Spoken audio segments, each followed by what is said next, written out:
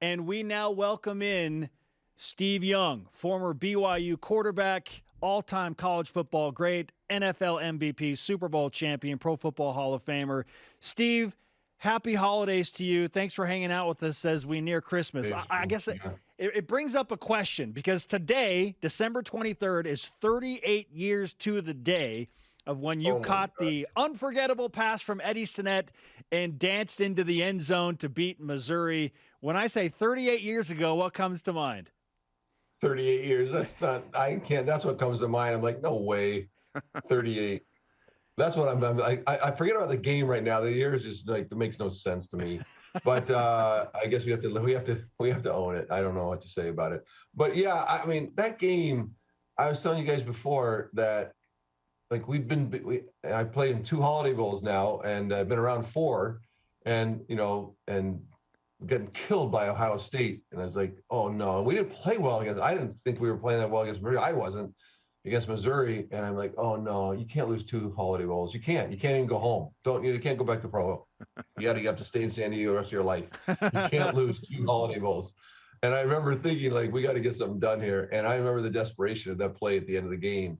And Norm Chow, I remember we would go to the sidelines at a timeout. He goes, okay, run. I can't remember what he called it. It was, a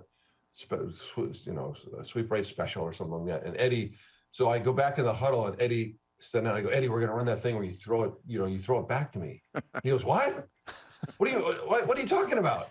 I go, remember we practiced that one time where and everyone, the offensive line were like, Eddie, you take the sweep and you throw it back to Steve. He's like, I don't know.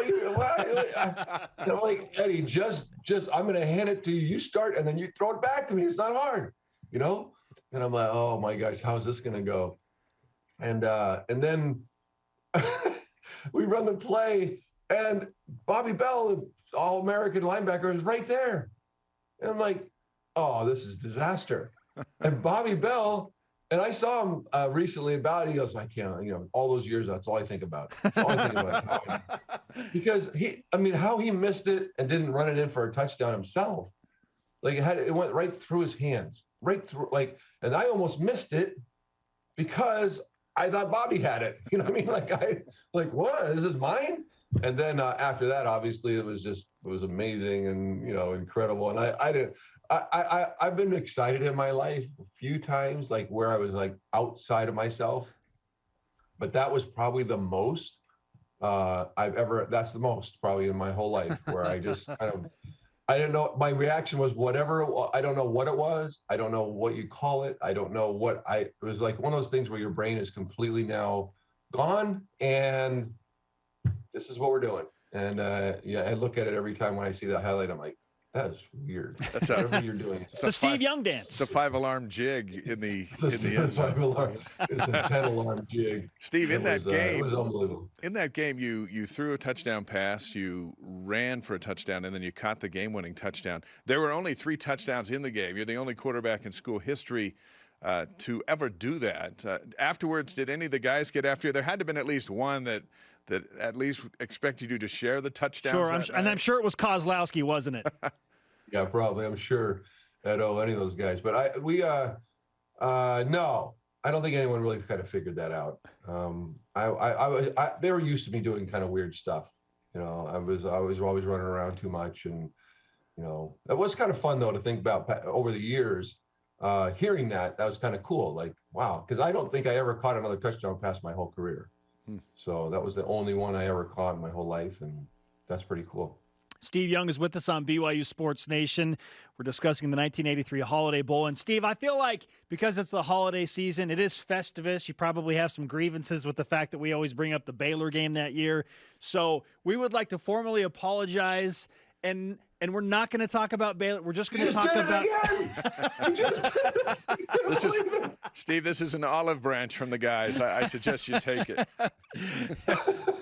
Unbelievable. I can't believe that this Baylor, and I'm going to double down now because we were down at Baylor this year, and I couldn't watch. I was like, there's too many memories. I throw up in my mouth every time. I just can't do it. I can't, that was too painful. The Vengeance Tour is coming back to Provo. Baylor's at BYU next year, so I think it's like it happened in 83 and then 84. Maybe I should run the flag out. I should run the flag out that day. Kind of have a cathartic kind of like. That's a fantastic like idea. Full circle moment where we just put it all away. You know. Listen, that's what we'll do. To Baylor's credit, and then we won't talk about Baylor anymore.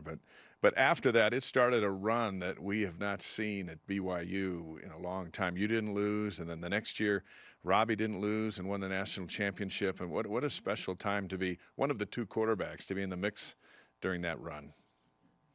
Yeah, and I think we knew we were pretty good, and like this year's team and like others through the years, you knew that you can't do it unless you're undefeated.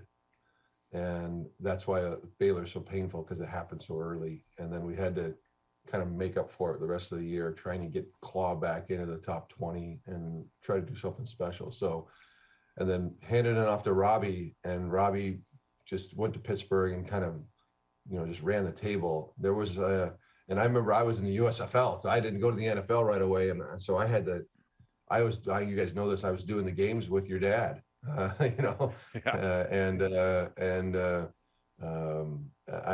feel like watching that season, there was that constantly reminded me of the Baylor game, right? It's like, oh, they're going undefeated. And, of course we didn't, because we got beat by Baylor. And so it just kind of keeps going around in a vicious circle. But it was an amazing time for BYU football, but it's an amazing time now. I feel like very similar, that's what I love about how it is right now at BYU is it just feels familiar.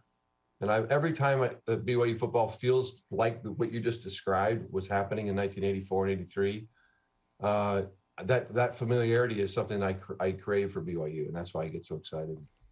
We're with Steve Young on BYU Sports Nation, and let's talk about the head football coach that has now put BYU in this familiar position of winning and so much success. Steve, what does the contract extension of Kalani Sitake, in your opinion, mean for the future of BYU as they transition into the Big 12?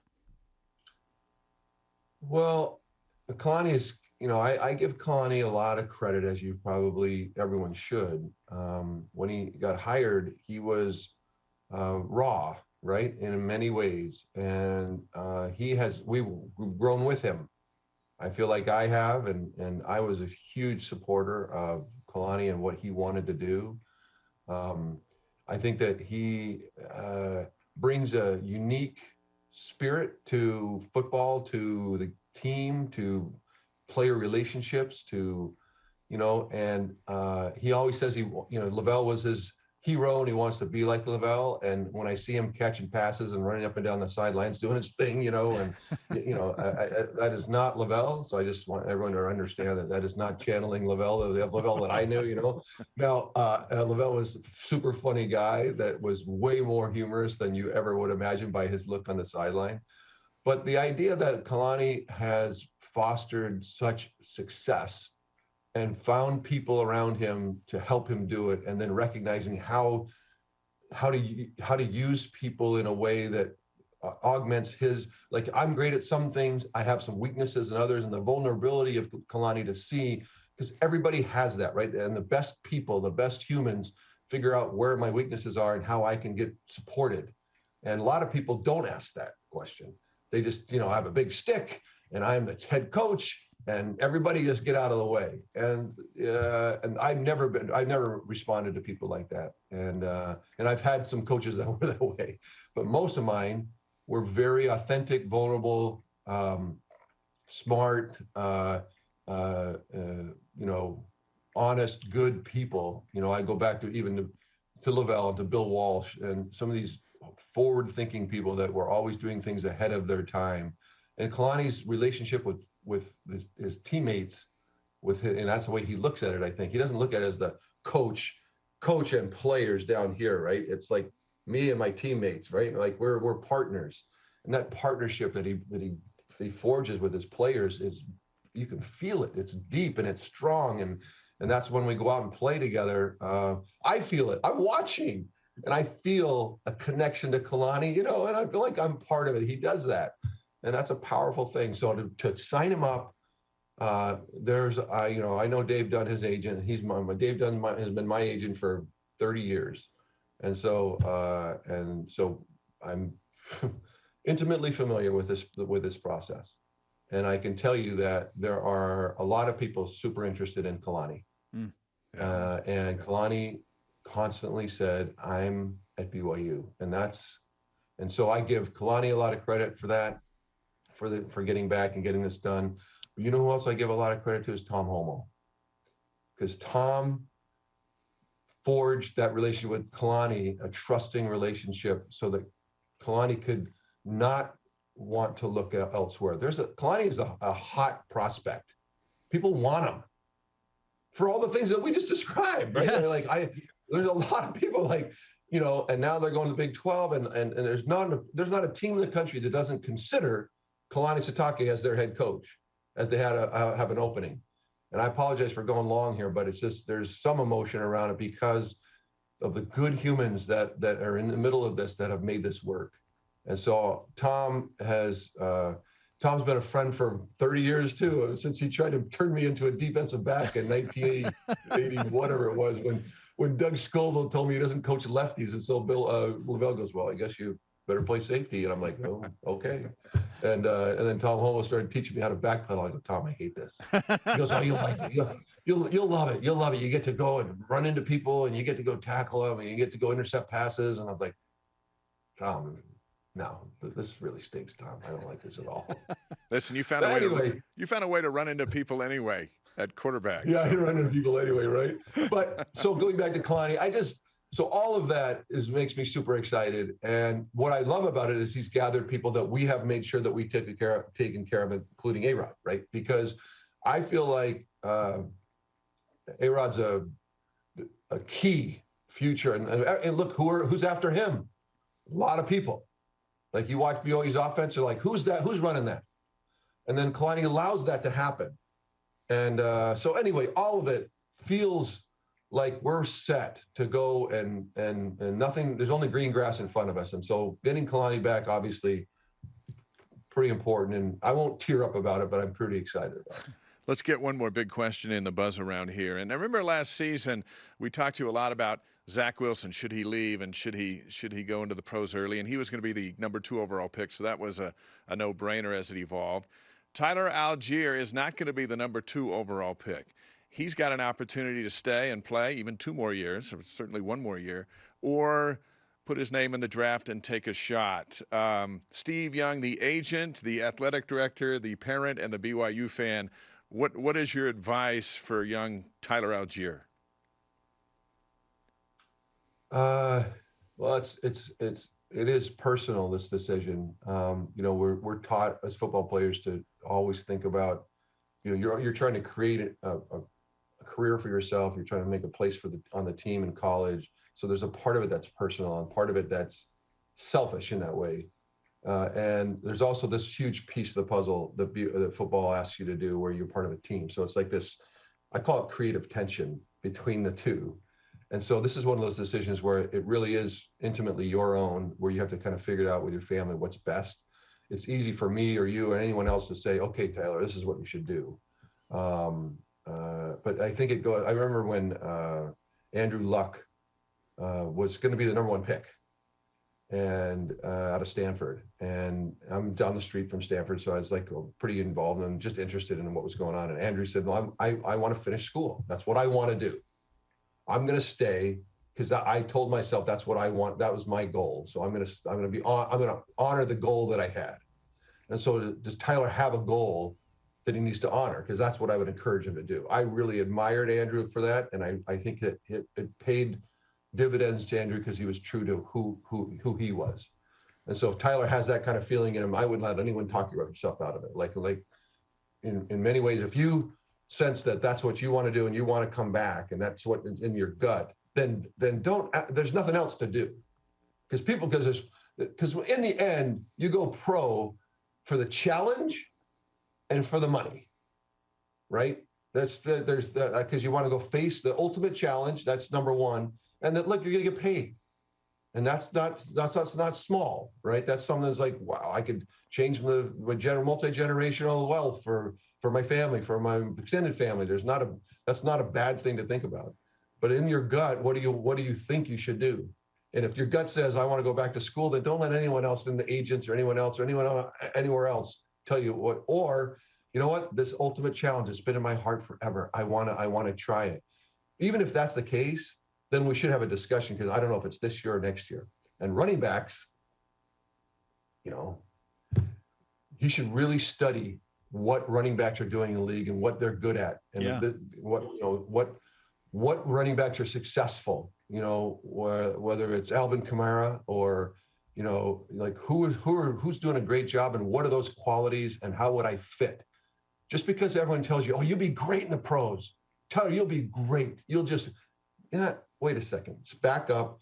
Because running back is a place in the NFL where it can be a little bit of a commodity, where you might think that you're really good, but then it doesn't fit. And so I would make that study as well. And I don't have a strong opinion about that, but I'm not trying to convince Tyler to stay. I just want to give him the space that if that people are trying to convince him that, like, oh, you should go, it's the time. Like, I don't know. Hold on a second. What's in my gut? And I would trust what I've seen about Tyler Allgeier and what I've seen him play. I have been so inspired when he ran down that's all-timer. I know it's a highlight. I get that. But you think about what was in his heart to make him make that play. I love that guy. Whoever that is, like, you don't even have to know him. You can watch that highlight and go, whoever that is, I love that guy. Yes. Yeah. And so that is something that we all are. He took us along for the ride about who he is as a human being, and I'm on with Tyler Allgeier. So whatever he decides, I'm good with. Yeah, pretty incredible. Yeah. Former walk-on linebacker, now in position to make a choice about whether to go pro as a running back or stay at BYU. And he was a huge part, obviously, of an unforgettable BYU football season that, yes, ended with a sour taste in the mouth against UAB in the Independence Bowl, Steve. But how will you view the season as a whole? Because I compared it to a really nice steak dinner. The appetizers and salad were delicious. The main course was really good, except for maybe a few weird bites in the middle. But then the dessert just stunk. So how do you view the season as a whole? I see the season as a vital, important piece to our growth. And so that, therefore, I don't look at it in its singular nature. I don't like, oh, look at the season and judge it. I see it in a bigger picture and go, what did we gain? And we gained a lot. And in the middle of it, the Big 12, but I mean, which is, existential, right? That we can say this is the greatest season ever at BYU because we got into the Big 12. So it doesn't really matter. But the way we played, think of the games, think of Utah, think about early on, and just the excitement that built what around the country, people who love college football now are walking around today going, oh, if you ask them, what do you think about BYU football? Oh, they are amazing. That's amazing what they're doing. You talk about familiar people that are around a few years, you're like, that's BYU. BYU is back. BYU is back in a way that's just very, fundamental. So that's what this season was, a fulfillment, that it wasn't just a Zach Wilson's, juggernaut. That it was like, BYU is fundamental and substantive, and we're going to be great. So in that way, I loved it. I will admit that was a terrible ending and shocking. And I was like, what in the world's going on? And I don't even want to spend much time on it because it was just, what are we doing? But I feel like this season was a great setup. We didn't get the bowl game that we wanted. Maybe that's part of the problem. I'm a little disappointed in our reaction. But, until we're in a big conference, we're not going to get a big bowl game. It's not going to happen. Right. So get over it. But hopefully in the near term, we don't have to worry about that anymore. Because we've been battling that for 38 years. 38 years tonight. You beat a Power 5 team all by yourself. We've been battling getting into a bowl game that we think is deserving of our record, and we've been complaining and moaning for all those years because we've never gotten it. And the truth is, there's a reason why, and we have to be honest with ourselves. That reason is changing forever. So, but that leads to next year. I'm more nervous about next year than I can be about anything because we have built an expectation, which I love, and I think there's a need to go be great. And this next season, the guys in the next season have to take up every inch of it, and we got to go do it. So, I'm nervous for next year just because of this year. Steve, warmest wishes to you and your family in the holiday season. We know how busy you are this time of year. I hope you get some days off to enjoy that family time before you head back out for Monday Night Football. It's always a pleasure to talk with you. And, Merry Christmas. Yeah, I love the sweaters. By the way, we didn't get to talk about that. They're classic and terrible, so that's awesome. I'm classic over here. This is classic right here, I'm feeling. It's the ugly sweater party today. It's awesome. I love it. It's awesome. I had to look away for a while. I couldn't actually take it all in. Say hi to Taysom. I really have. But then I've seen the detail in it, and I've started to appreciate it. So I took me a minute. But you guys are the best. You can tell I have a lot of heart for being on your show and love what you're doing. My son now at BYU, so I'm awesome. reconnected to everything. So I'm really happy about it. And, hey, say hi to Taysom for us when you see him Monday night for Monday Night Football. Yeah. I won't see him. I'm not doing. You're not doing it. Monday, so I'm good. Good but for you. Taysom's doing something. Let's be honest. That's making people go, well, maybe it's Taysom. Which is kind of cool. Yeah. So good luck to him on this playoff run. Can you imagine if they get the playoff? There's 3 games they should win, get them all, get in the playoffs, and who knows, right? Merry Christmas, everybody. Merry Christmas. Yes, sir. Thanks, Steve. Talk to you later. All right. Take care. See you guys.